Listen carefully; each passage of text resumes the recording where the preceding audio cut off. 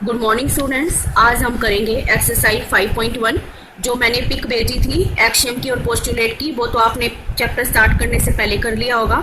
तो आज exercise 5.1 first question है, which of the following statement are true and which are false, give reason for your answer. First part है only one line can pass through a single point, तो ये है हमारा false. इसका reason मैं बताती हूँ। इसने ये पूछा है कि एक सिंगल पॉइंट में से क्या केवल एक ही लाइन पास हो सकती है? नहीं, यहां पर हो सकती है इनफाइनाइट नंबर ऑफ लाइन, ये देखो। तो इसीलिए ये हमारा क्या हो जाएगा? फॉल्स। सेकंड पार्ट है, there are infinite number of line which pass through two distinct point. दो पॉइंट हमें दे रखे हैं, उनके अंदर से क्या हम बहुत सारी लाइनें पास कर सकते हैं? अब देखिए, इन दोनों पॉइंट में से ही वो लाइन पास होनी चाहिए। तो ये देखो, एक ही लाइन पास होगी, दूसरी कहां से पास करोगे? तो इसका मतलब ये भी हमारी क्या हो जाएगी? फॉल्स। और ये हमारा एक्सियम भी है, जो मैंने तुम्हें बताया था, यूक्लिड का एक्सियम भी है कि दो डिस्टिंक्ट पॉइंट के बीच में से केवल एक ही लाइन पास हो सकती है, इनफाइनाइट नंबर ऑफ लाइन पास नहीं हो सकती।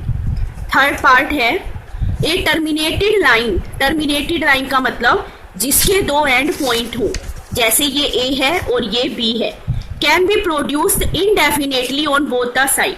ये ट्रू है, क्योंकि देखो आपने पोस्टुलेट अगर ध्यान से लिख के पढ़े होंगे तो ये देखो, इसको हम आगे पीछे कितना भी बढ़ा सकते हैं। तो ये हमारा क्या हो जाएगा? ट्रू। फोर्थ है, if two circles are equal then their radii are equal. दो सर्कल जब हमें इक्वल दिए हुए हैं, एक सर्कल के ऊपर जब हम दूसरे सर्कल को रखेंगे और वो उसको पूरा कवर कर लेगी, इट मीन्स वो पूरा कवर कब करेगी? जब वो दोनों सर्कल हमारे इक्वल होंगे। एक बड़ा या एक छोटा होगा तो वो उसमें ढक तो पूरा लेगी बड़ा वाला, लेकिन बीच में गैप आएगा आपकी, ठीक है? तो इसका मतलब ये है कि जब दो सर्कल हमारे इक्वल होंगे तो उनका रेडियस भी हमारा इक्वल होगा। फिफ्थ पार्ट है, डायग्राम में ए बी बराबर पी क्यू दिया हुआ है and P Q is equal to दिया हुआ है एक्स वाई। तो उसने पूछा है then A B is equal to X Y, true और फॉल्स? तो ये हमारा होगा ट्रू। कैसे? ये देखो, ए बी पी क्यू के इक्वल है, पी क्यू एक्स वाई के इक्वल है। तो ये तुम्हारा एक्सियम भी है यूक्लिड का कि जब दो चीज एक चीज के इक्वल हो तो वो आपस में भी इक्वल होते हैं। If two things are equal then their values are also equal. ये देखो, A B is equal to P Q. अब पी क्यू की वैल्यू हम यहाँ पर रखेंगे तो ए बी किसके इक्वल आ जाएगा? एक्स वाई के। तो इसका मतलब ये भी हमारा क्या होगा? ट्रू। सेकंड क्वेश्चन में तुम्हारे डेफिनेशन है, उसकी पिक मैं खींच के आपको भेज दूंगी। थर्ड क्वेश्चन जो है वो आपके सिलेबस में नहीं है।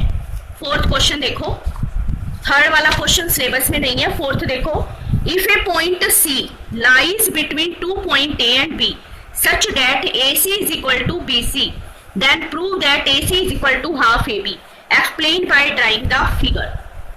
ये कोई डायग्राम बनाएंगे हम। इसमें पॉइंट सी दे रखा है ए और बी के बीच में, ठीक है?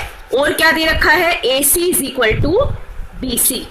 प्रूव हमें क्या करना है? A C is equal to half of A B. अब की बार ये आपका क्वेश्चन एग्जाम में भी आया हुआ था, A C is equal to half A B. बहुत सिंपल क्वेश्चन है। ए सी दे रखा है बी सी के इक्वल, ठीक है? तो हम क्या करेंगे? By adding A C on both sides, A C plus A C is equal to B C plus A C, क्योंकि ये आपका यूक्लिड का एक्सियम है, two things are equal, if equals are added to the equal then both are equal. आपने पढ़ा होगा, ए C plus A सी हो गया हमारा 2ac। और ध्यान से देखो, बी सी के अंदर हम ए सी को प्लस करेंगे तो ये पूरा क्या बन जाएगा हमारा? A B.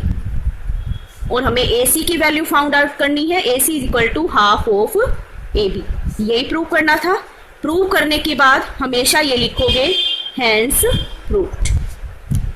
ये क्वेश्चन आपका फोर्थ हो गया है। अब देखिए फिफ्थ क्वेश्चन, फिफ्थ क्वेश्चन में है, in question 4 point C is called mid point of line segment 8B, prove that every line segment has one and only one point mid point. हमें ये प्रूव करना है कि एक लाइन सेगमेंट का केवल एक ही मिड पॉइंट होता है। तो देखो, ये देखो AB, इसमें मैंने C मान लिया, ठीक है। Let we take another mid point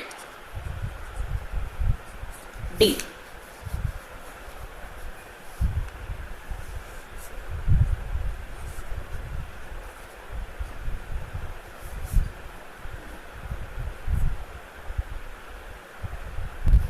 और इसको यदि हम कंबाइन करके करेंगे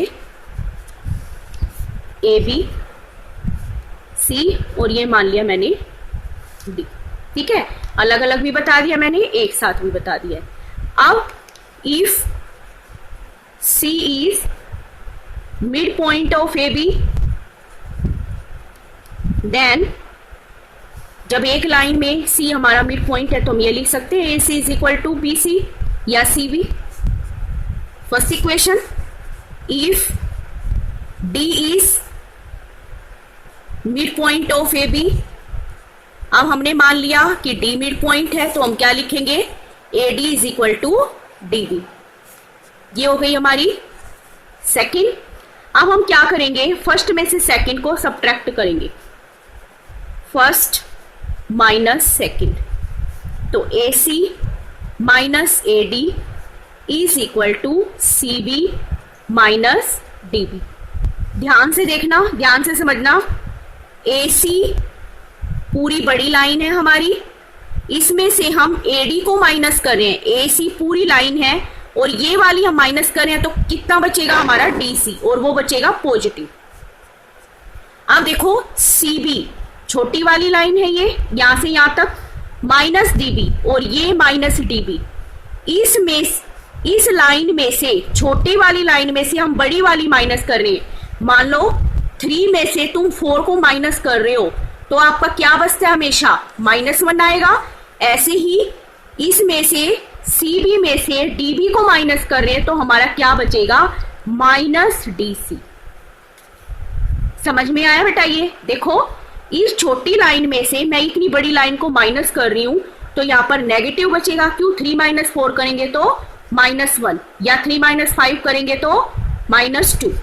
तो ये DC is equal to -DC। इस DC को यहाँ लेके आएंगे, DC plus DC is equal to 0, twice DC is equal to 0 and DC is equal to 0/2, that is 0। अब DC के बीच की डिस्टेंस जो है वो हमारी क्या आ गई, 0। और 0 कब होगी, जब हमारा एक ही पॉइंट होगा। मतलब जब 2 पॉइंट के बीच की डिस्टेंस हमारी 0 हो जाती है तो इसका मतलब ये D पॉइंट भी C पॉइंट पर ही है। तो इसलिए hence 0 distance between DC is equal to 0, hence line segment has only one mid point। ठीक है। 6th क्वेश्चन देखो, वेरी इजी क्वेश्चन है। आपको ये डायग्राम दिया हुआ है ABCD, इसमें हमें दे रखा है AC is equal to BD। Prove करना है हमें AB is equal to CD। कई बार बच्चे ये प्रूव नहीं करते हैं, प्रूव ये कर जाते हैं, मतलब उल्टा कर देते हैं। तो इसमें तुम्हें ये देखना है, ये हमें प्रूव करना है और ये हमें गिवन है AC is equal to BD। अब देखो आप AC को क्या लिख सकते हो, यहां से AC is equal to BD दिया हुआ है ना, AC को क्या लिख सकती है, AB प्लस BC। BD को क्या लिख सकते हैं, BC plus CD, BC plus CD, पूरा BD बन गया। ये BC से BC कैंसिल हो गया, AB is equal to CD। Hence proved, यही प्रूव करना था, हैंस प्रूव्ड। ठीक है। अब आपका लास्ट क्वेश्चन आता है 7th। Why is axiom 5 in the list of Euclid axiom considered a universal truth, कि यूक्लिड का जो फिफ्थ एक्सियम है उसको यूनिवर्सल ट्रूथ क्यों कहा जाता है। तो पहले देखते हैं इसका फिफ्थ एक्सियम क्या है। According to Euclid fifth axiom, Euclid का फिफ्थ एक्सियम क्या है हमारा, whole is greater than part. तो ये तो यूनिवर्सल ट्रूथ है कि मान लो ये हमारा पूरा सर्कल है और ये हमारा कोई सर्कल का पार्ट है, तो इसमें हमारा पार्ट बड़ा होगा कि ये सर्कल बड़ा होगा, ऑब्वियसली पूरा सर्कल बड़ा होगा। तो इसका ये मतलब है कि पूरी चीज जो है अपने पार्ट से बड़ी होती है। तो इसमें क्या लिखोगे, it is true for anything in any part of the world.